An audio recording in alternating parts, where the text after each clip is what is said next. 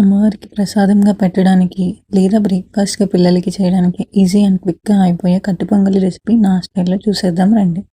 1 cup of పెసరపప్పుని medium ఫ్లేమ్‌లో దోరగా ఫ్రై చేయండి. ఇలా ఫ్రై చేయడం వల్ల టేస్ట్ చాలా బావుంటుంది. Next 1 cup of rice and వేయించి పక్కన పెట్టిన పెసరపప్పు బాగా వాష్ చేసి 5 కప్స్ ఆఫ్ వాటర్ పోసి 30 మినిట్స్ నానబెట్టండి కుదిరితే.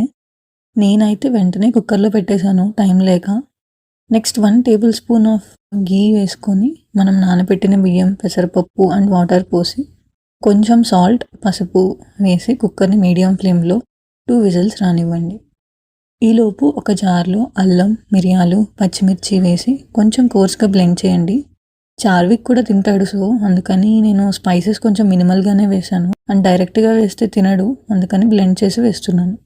మీరు స్పైసెస్ తినగలరు అనుకుంటే ఇంకొంచెం ఎక్కువ వేసుకోవచ్చు. నెక్స్ట్ ప్యాన్‌లో ఘీ వేసుకొని జీరా, క్యాష్యూ, కరివేపాకు ఫ్రై చేసుకోండి. అందులోనే ముందుగా మనం తయారు చేసుకున్న పేస్ట్ వేసుకొని 1 మినిట్ ఫ్రై చేసుకొని కుక్కర్‌లో యాడ్ చేయండి.